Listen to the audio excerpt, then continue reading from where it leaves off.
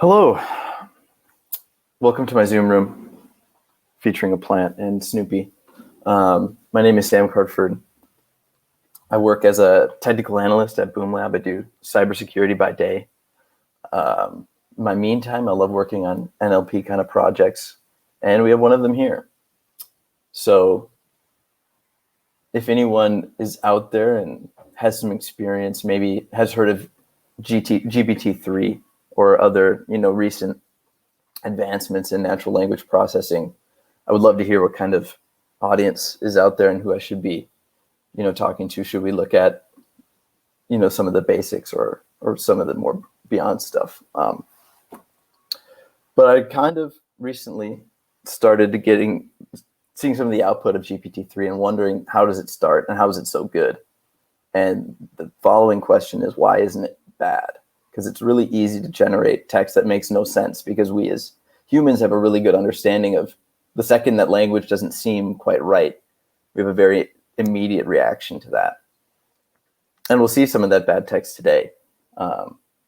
First, let's look at some stuff from GPT-3.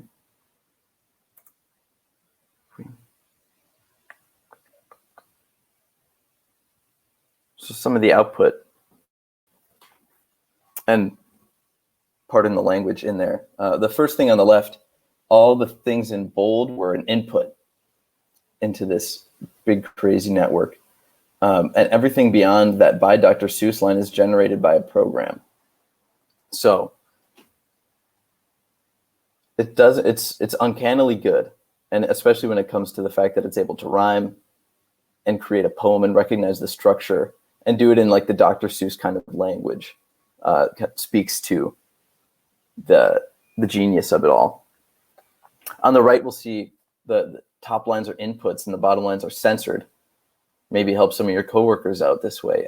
But GPT-3 will do a good job of, cleaning up language and making it more helpful and less evil and mean.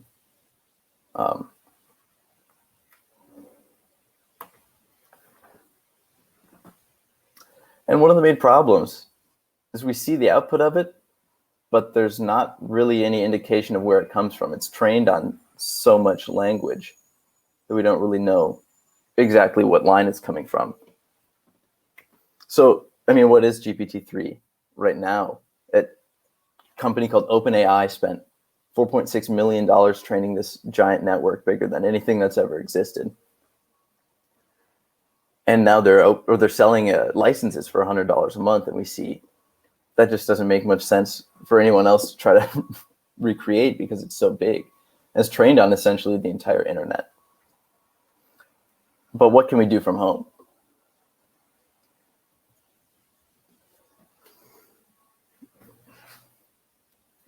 Let's see.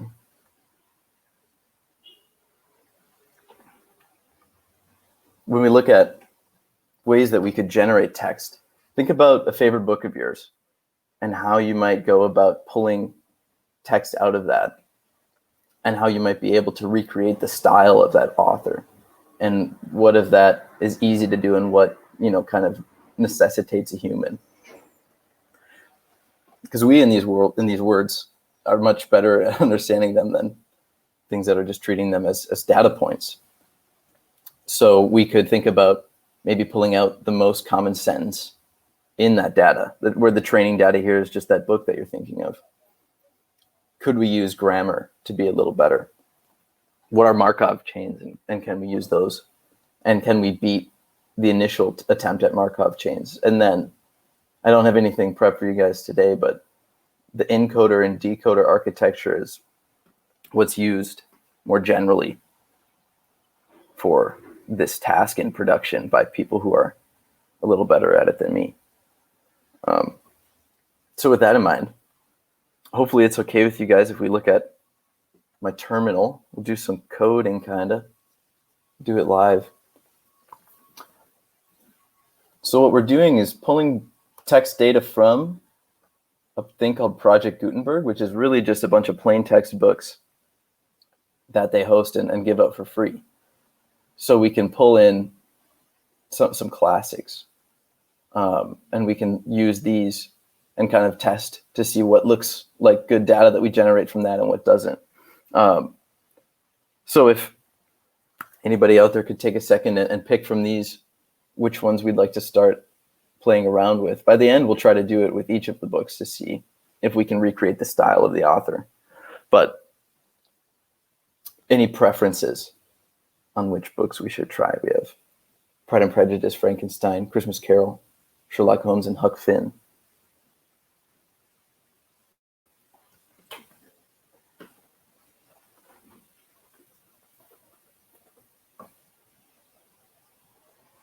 Anybody?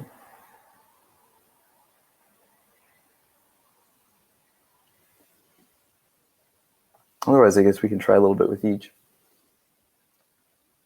Let's look at, get rid of these lines.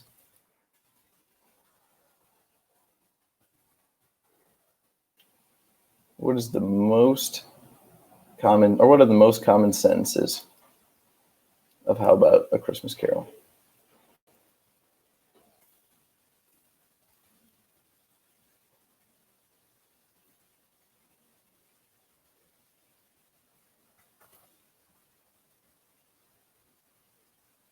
Let's try Pride and Prejudice. I agree.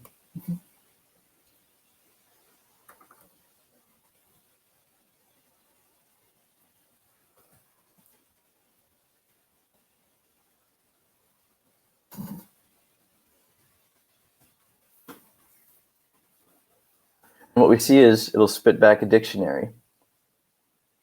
After going through and pulling all of these different texts, it'll give us back a dictionary. This.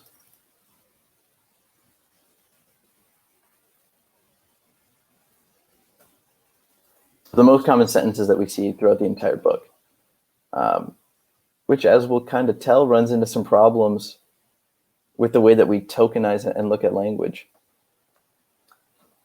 because even we aren't very good at it. So it's running. And the only sentences that come back, more than 5 times are these short sentences that get recognized as sentences, but they're really not, which kind of points to the fact that most language that we actually say every day is unique. Most times, every day for sure, you say at least one sentence that has never been said before. And there's also a pretty good chance that the average sentence hasn't been said before. So when we look at these kind of text generation models and we don't have a good way of generating the perfect sentence for a scenario, of course we're going to get this kind of spotty feedback. But the next question is, if human language follows grammar, which they all do, can we use that to get back some more information about what we can do to make sentences that look good and sound more real? So what we'll do is we'll get the most common patterns from Pride and Prejudice. Ooh, zoom in a little. Let's see.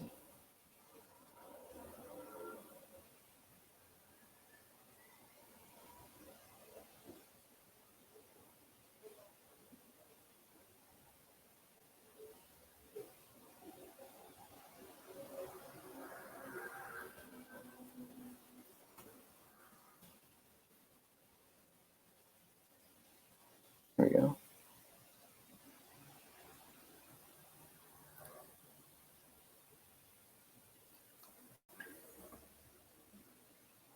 My laptop is very upset at me today.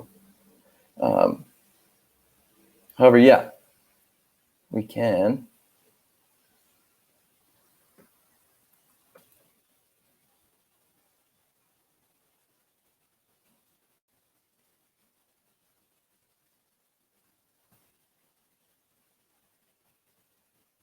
It's not working. I'm sorry, guys.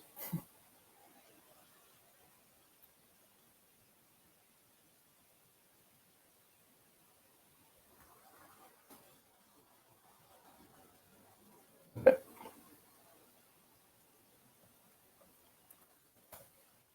We'll be able to get back the most common grammatical patterns out of Pride and Prejudice, which should help us to generate language that looks a little more like something that actually exists. So when you think about grammatical patterns, it's more than just, nouns, adverbs, adjectives, and what have you. It's the way that they work together. Authors can convey style even through the grammatical patterns, as that's actually how they found out. If you know Alexander Hamilton, the musical, Hamilton wrote the other 51. We figured that out by looking into the grammar patterns and the words that were used in those 51 out of the original Federalist Papers. And using that information, we were able to tell who each individual author was. And so we see a bunch of stuff that doesn't mean a whole lot, but these are the ways that the author is conveying their sentences. So we can take an example of just one of these, which is 2 proper nouns. 3 proper nouns and hour. Yep. So we'll go here. And we can try out a few of these, but we'll run through. What it's going to do is run through, try to grab each proper noun, each of these for each tag, and then we're going to grab the most common of each of those and build that into a sentence.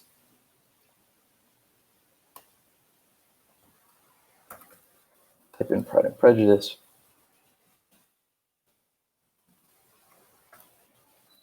This.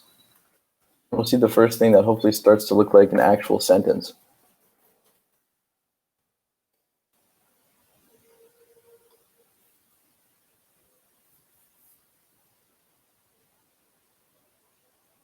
We could, of course, make these up for any sentence that you might have in mind. Any common grammatical categories. Initially, I was going to run this on a web demo. Sorry, guys, it didn't really want to work on my laptop today.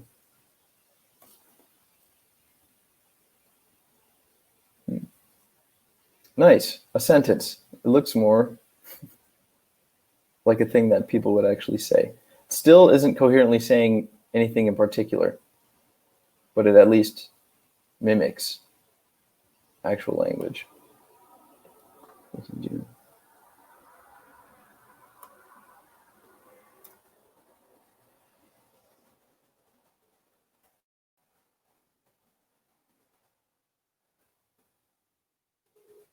another example would be, we can give it someone's possessive adjective noun. And we'll see what kind of language exists. Inside Pride and Prejudice, that might look like this.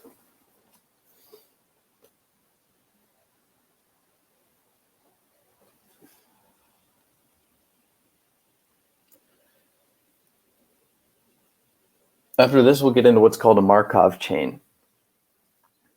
And Markov chains have been used to backtest on someone's tweets. Someone in particular that's been tested a lot on is Donald Trump's tweets have been a way that people have attempted to see if they can generate language that comes from a certain distinct style. And so, yeah, again, these are words that came out of there. The sentence doesn't exist inside of the text that it came from, but it does look almost readable.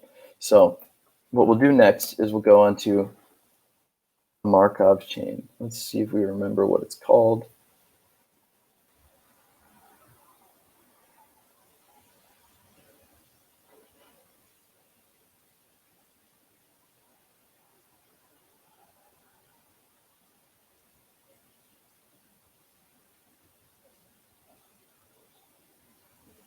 Okay.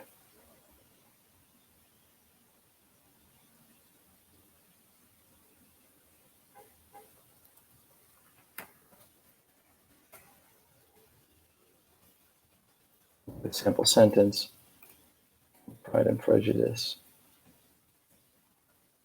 We'll give it a sentence length of, let's say, 25 words. We'll get back. So if you think about a short sentence like, my name is Sam. Sam likes sweet potatoes, which is true. What you realize is certain words tend to follow more of the other words. So what this Markov chain will do is look at the word name follows the word my. So every word that is before name will get added to a list. And then each time that we want to go to generate the next word, we'll look at whatever words statistically tend to follow the word name, and we'll put that in here. So if we were going to make a Markov chain of this sentence and we started at name, we're definitely going to end up with the word is. But if we start with the word Sam, we'll add another word, my name. If we start with the word Sam, we're 50% of the time going to get Cartford back, and 50% of the time going to get likes. So when you add this up over the course of an entire book, you actually start to see that we can follow sentences in a way that makes a lot of sense, and they actually seem publishable. You can't quite get to article length, but you can make stuff tweet length. We must go, and facing the moment is the depot. He began to retain or go at the Williamsport, and that he replied something, and we may never know. And again, now we're starting to get dangerous, because this is a sentence that we read as making sense. And it doesn't exist in the text, but you can tell it's from the same style. If we were to drop in Christmas Carol, well, let's compare contrast. We'll make two.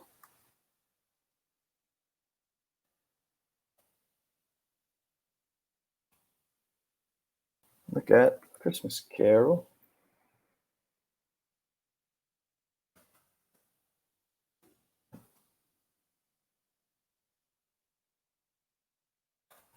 Since it's randomly generated, we'll get a different sentence back, this time for Pride and Prejudice 2.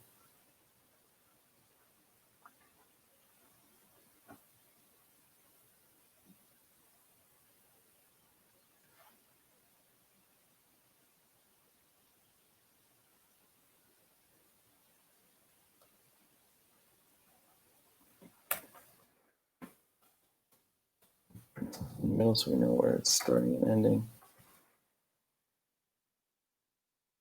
Let's do one with Sherlock Holmes.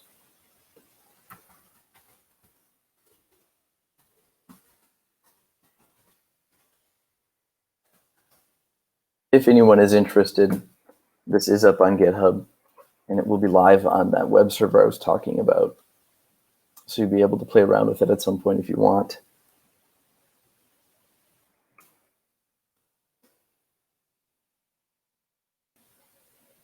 So let's look at what it came out with.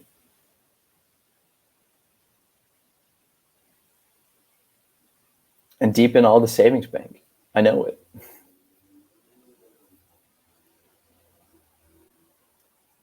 So what you would do in practice is you would run this and simply just chop off whatever's on the end and get back sentences that make a lot of sense.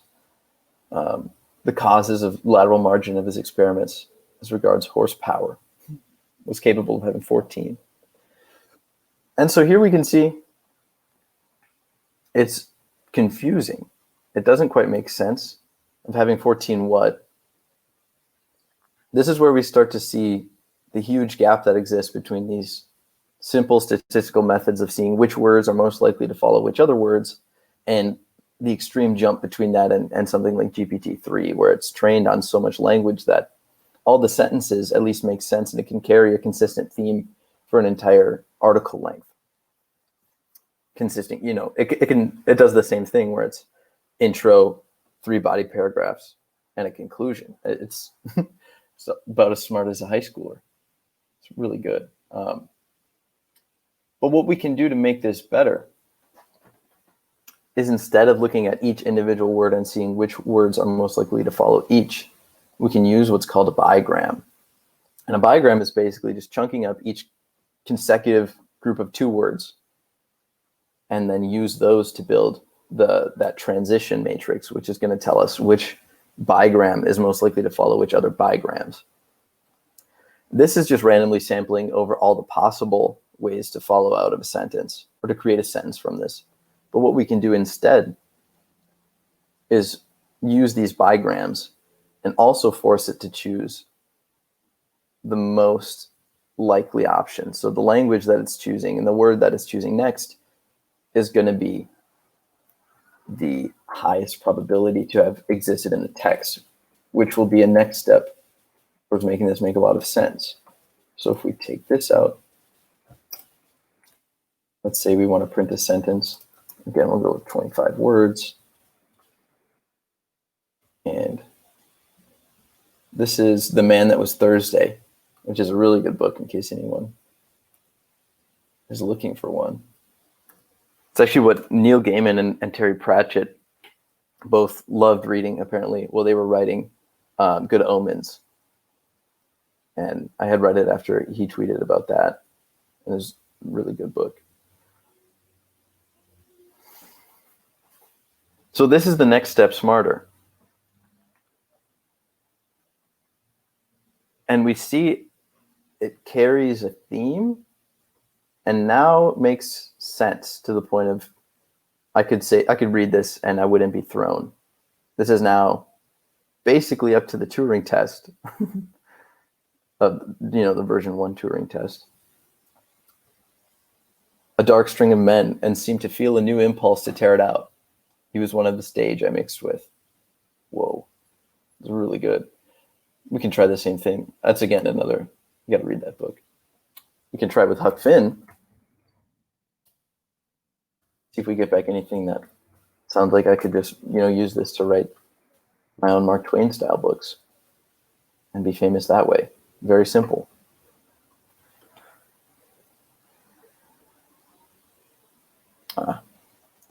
So this one needs a seed. Go with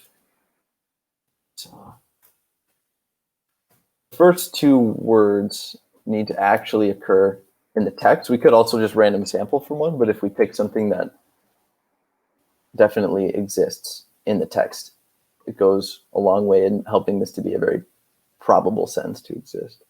Unless, of course, it doesn't.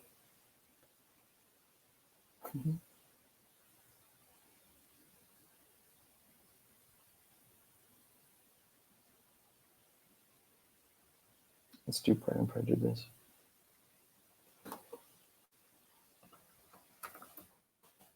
There's also the chance that I'm just pulling these blindly and I'm not getting the right book.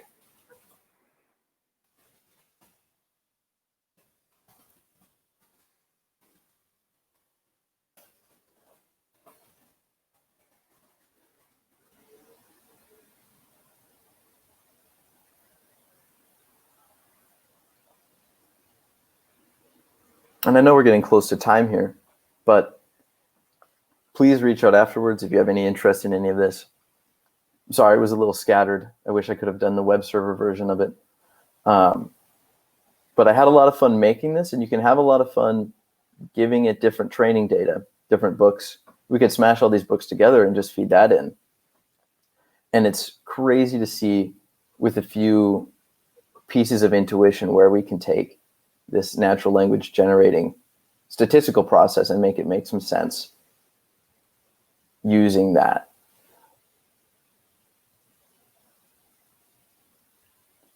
Pride and Prejudice. And so, I mean, for one final hurrah, we can just make a super long sentence, 150 words. Doesn't really need to make sense, but it's funny to see that stuff. It ends up very nonsensical and funny as it goes. But again, this code will be up on GitHub. You can reach me at cartford@hey.com if you're looking for where that is. And if you just want to play with it yourself, yeah, it's worth it.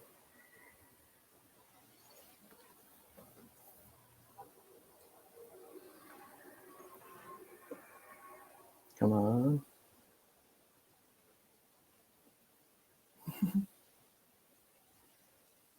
Ta-da! One final piece. Well, thanks, everybody. It's been an honor. Definitely reach out. I'll put my email in the chat. Thanks for coming out.